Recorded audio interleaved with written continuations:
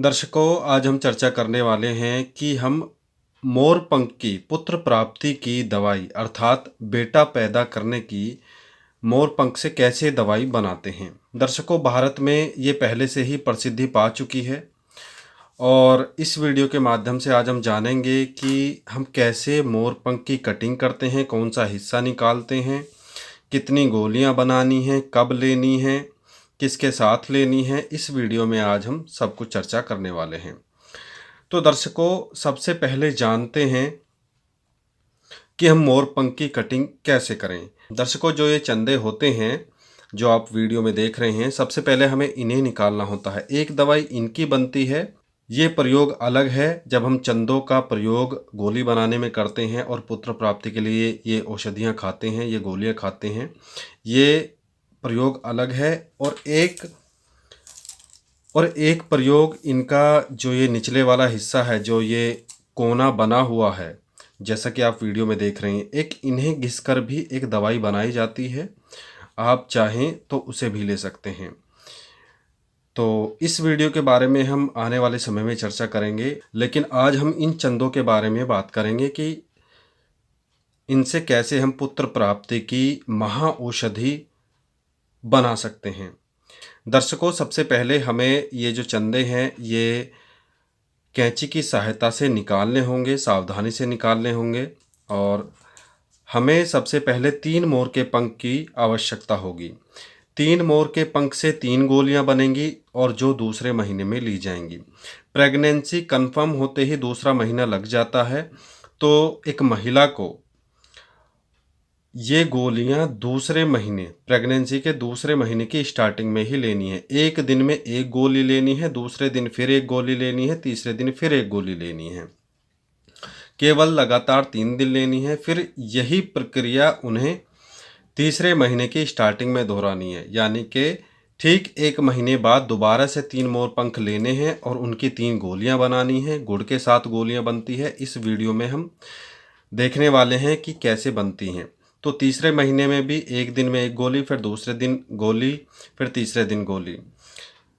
और इस मोरपंख के दवाई के क्या साइड इफ़ेक्ट हो सकते हैं वो भी हम जानेंगे, और क्या प्रक्रिया होती है, क्या सावधानी होती हैं। तो दर्शकों, आइए चलते हैं और इन मोरपंख की कटिंग करते हैं।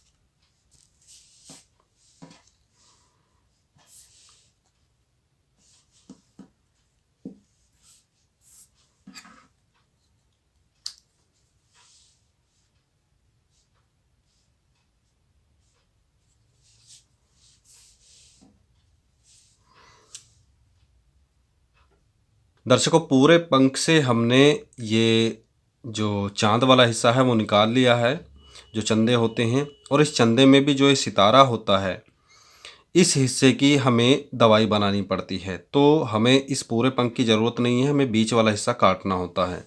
तो बड़ी सावधानी से हम बीच वाले हिस्से को निकाल लेंगे।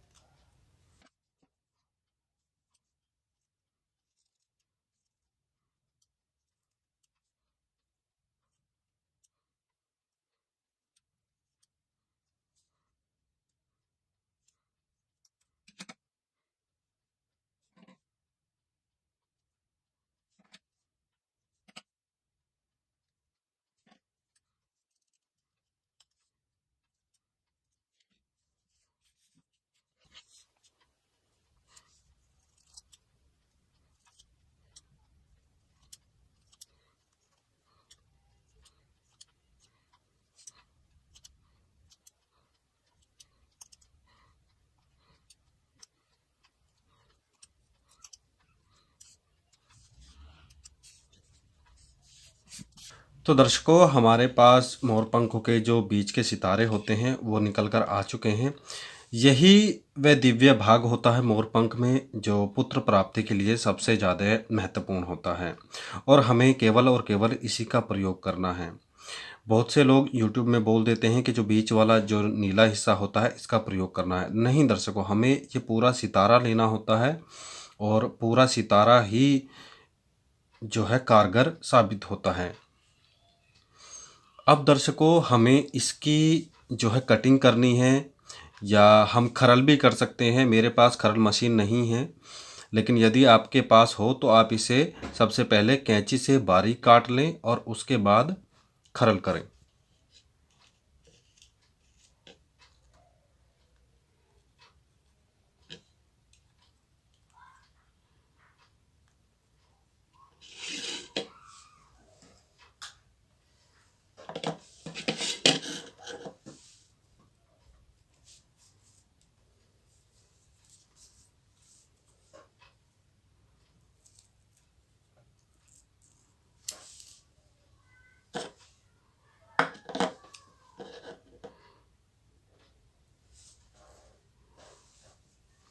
और आपको इस प्रकार बारीक बारीक ये जो चंदे हैं वो काटने हैं।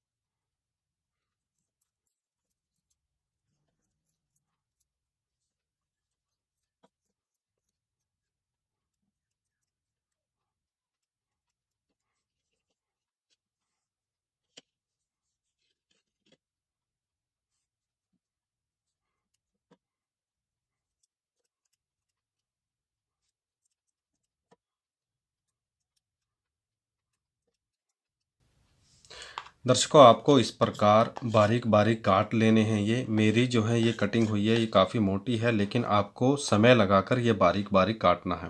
और यदि आपके पास में खरल मशीन हो, खरल हो, तो आप इसे खरल कर लें। खरल से ये और बारीक हो जाएगी। आप सिलबट्टे पे ना करें, उससे ये दवाई ख़राब हो जाएगी। या मिक्सी में इसके बाद में कटिंग करने के बाद में मिक्सी में बारीक कर देख लें, यदि होती है तो अच्छी बात है।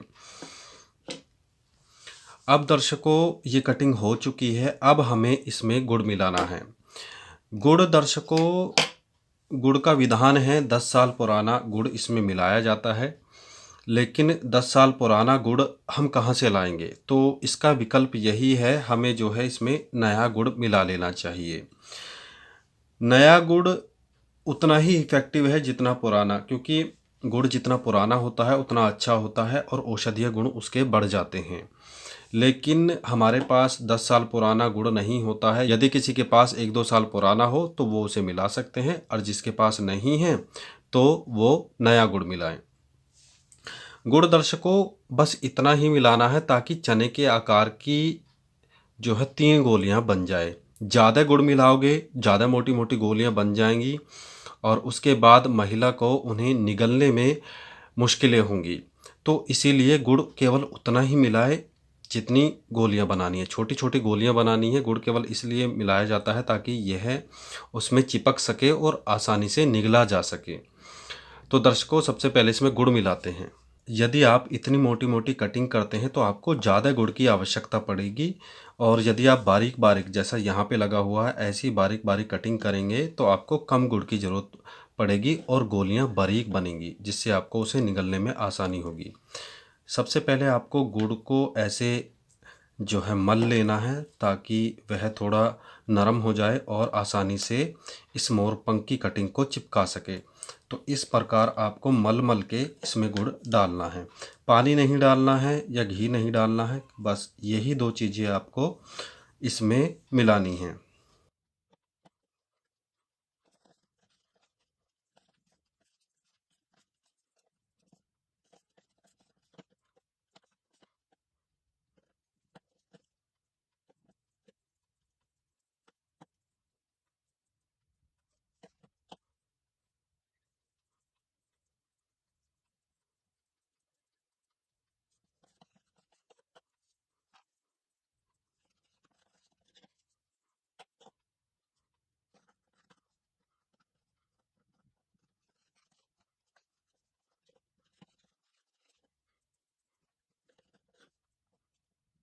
दर्शकों, इस प्रकार आपको 3 गोलियां बना लेनी हैं और ये आपको धूप में या फिर हवा में नहीं सुखानी है। कारण क्या है?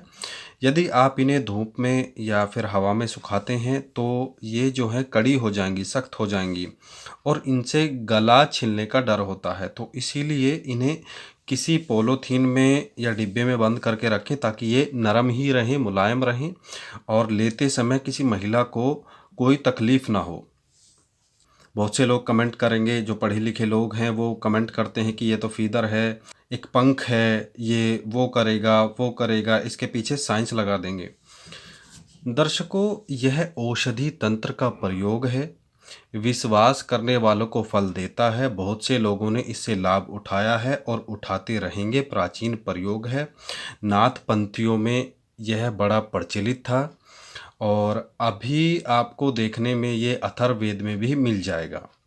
और इसके क्या साइड इफ़ेक्ट होते हैं अभी हम चर्चा करेंगे। सबसे पहले बात करते हैं कि ये आपको लेनी कैसे हैं। दर्शकों, इस प्रयोग को केवल और केवल महिलाएं कर सकती हैं, पुरुष नहीं कर सकते। सबसे पहली बात, महिलाएं कर सकती हैं। दूसरी बात, प्रेगनेंसी कंफर्म होने के बाद, प्रेगनेंसी कंफर्म होने के तुरंत बाद, 1 दिन बाद, 2 दिन बाद, 1 हफ्ते के अंदर अंदर आपको ये लेनी है। जब प्रेगनेंसी कंफर्म हो जाती है तो सेकंड मंथ प्रेगनेंसी का लग जाता है। उसमें क्या होता है कि आपको ये जल्दी से जल्दी बनाकर लेनी होती है। अब आपको कैसे लेनी है? 1 दिन में 1 गोली लेनी है, तो कुल मिलाकर ये गोलियां 3 दिन चलेगी। फिर आपको 3rd मंथ में लेना है। प्रेगनेंसी के 3rd मंथ में इसी प्रकार 3 गोलियां गुड़ के साथ मिलाकर आपको बना लेनी है और वह भी 1 दिन में 1 गोली लेनी है। तो कुल मिलाकर जो है 3 दिन ये, 3 दिन ये, 6 दिन गोलियां लेनी है और 6 गोलियां होंगी। 6 गोलियां होंगी, 6 ही दिन लेनी है बस, उसके बाद नहीं लेनी है। अब बात करते हैं दर्शकों, ये किसके साथ हम ले सकते हैं। आपको दर्शकों ये जो टैबलेट लेनी है, ये जो गोली लेनी है, गाय के दूध के साथ ही लेनी है। सबसे पहला विकल्प यही है। और गाय भी देसी होनी चाहिए, कोई जर्सी गाय नहीं, कोई अमेरिकन गाय नहीं और कोई गाय नहीं चलेगी। दूसरी, आप इसे गंगा जल के साथ ले सकते हैं। इसके साथ आप ना तो पानी प्रयोग कर सकते हैं, ना कुछ और प्रयोग कर सकते हैं। केवल यही 2 विकल्प हैं आपके पास इस दवाई को लेने के लिए। गाय के दूध के साथ लें, गाय का दूध उपलब्ध नहीं है या आपको अच्छा नहीं लगता है या उल्टी हो जाती है तो आप गाय का दूध ना लें या कोई भी दूध ना लें। पैकेट का दूध का इस्तेमाल नहीं करना है। नीचे कमेंट नहीं करना है कि पैकेट का दूध ले सकते हैं या बकरी का दूध ले सकते हैं, भैंस का नहीं, केवल और केवल गाय का दूध चलेगा, वो भी देसी गाय का। अगर ये उपलब्धता आपके पास में नहीं है फिर केवल और केवल आप गंगा जल के साथ लें बस। इसके अलावा आप इस दवाई को किसी के साथ नहीं ले सकते। बहुत से ज्ञानी लोग बोलते हैं कि बछड़े वाली गाय होनी चाहिए। नहीं दर्शकों, ऐसा कुछ भी विधान नहीं है। आप कोई सी भी गाय लो, कोई सी भी देसी गाय हो, उसके नीचे बछड़ा हो या बछिया, आप उसके दूध से ले सकते हैं। गंगा जल के बारे में आप सभी लोग जानते हैं, इसके बारे में कोई हमें विशेष ध्यान नहीं देना है। दर्शकों, अब बात करते हैं इसके साइड इफ़ेक्ट की। जब हम गोलियां लेते हैं तो ये हर महिला को नहीं पचती हैं। पचती का मतलब यही हुआ कि वो सूट नहीं करती हैं। तो पहले दिन में उल्टी हो सकती है, दूसरे दिन में उल्टी हो सकती है, तीसरे दिन में उल्टी हो सकती है। अब उल्टी कितनी देर में हो रही है? 1 घंटे में हो रही है, 2 में हो रही है, 3 में हो रही है। यदि दवाई बाहर आ जाती है उल्टी में, यदि दूसरे दिन उल्टी हो जाती है और दवाई बाहर आ जाती है तो आपको जो है दवाई दोबारा से लेनी है। कहने का मतलब ये है कि 3 दिन पेट में दवाई पचनी चाहिए। यदि उल्टी में दवाई बाहर आ जाती है तो फिर आपको चौथे दिन भी लेनी है। अगर एक दिन उल्टी में बाहर आई है तो अगले दिन भी दवाई लें। यही प्रक्रिया दर्शकों आपको तीसरे महीने में दोहरानी है और आपका काम हो जाएगा। दर्शकों, पुत्र प्राप्ति की कोई भी दवाई हो, उसकी कुछ सावधानियां होती हैं, जैसे जमीन पर बिस्तरा लगना चाहिए, सात्विक रहना चाहिए, नॉनवेज दारू वगैरह घर में नहीं चलनी चाहिए, सात्विक रहना चाहिए, अंडे मांस मदिरा का सेवन नहीं होना चाहिए, ब्रह्मचर्य का पालन होना चाहिए और घर में पूजा पाठ वगैरह जो भी है वो आप करते रहें। यही सावधानी है। और दवाई लेने के कम से कम 3 से 4 घंटे आप कुछ ना खाएं। यदि खाने की आवश्यकता पड़े तो दूध लें, मीठा दूध लें। और दोपहर को फल ले सकते हैं या खीर बना सकते हैं और दलिया बना सकते हैं मीठा। कोशिश करें कि पूरे दिन मीठा ही खाएं। 3 दिन की बात है, कोई 10-15 दिन का प्रयोग नहीं है। तो दवाई लें तो उसके बाद मीठा भोजन ही करें और कोशिश करें उस दिन रोटियां ना खाएं या ज़्यादा हैवी खाना, तला हुआ खाना ना खाएं। जितना हल्का फुल्का खाएंगे और जितना मीठा खाएंगे, जितना दूध पिएंगे, उतना ही आपके लिए अच्छा रहेगा और उतना ही यह प्रयोग फलीभूत होगा और आपको पुत्र प्राप्ति की संभावनाएं उतनी ही अधिक बढ़ जाएंगी। दर्शकों, बहुत से लोग कमेंट करते हैं कि 100% पुत्र ही होगा। दर्शकों, 100% तो केवल और केवल आपकी कुंडली से ही पता चल सकता है कि उस ईश्वर ने, उस परम शक्ति ने आपको क्या प्रारब्ध लेके यहाँ भेजा है कि आपको कितने लड़के होंगे, कितनी लड़कियाँ होंगी। तो 100% तो वहीं से पता चलता है कि आने वाले समय में आपको पुत्र होने वाला है, पुत्री होने वाली है, कितनी संतानें होंगी। वो सब चीज़ें वहीं से निकलती हैं। ये प्रयोग भी केवल और केवल उन्हें ही फल देता है जो विश्वास करके इस प्रयोग को करते हैं, उन्हें ही फल देता है। तो दर्शकों, आशा करता हूँ आज की जानकारी आपको पसंद आई होगी। आप ऐसी ही ज्ञानवर्धक और विचित्र वीडियोज़ के लिए, रेयर वीडियोज़ के लिए चैनल को सब्सक्राइब कर सकते हैं। तो दर्शकों, अंत में विदा लेते हैं। धन्यवाद।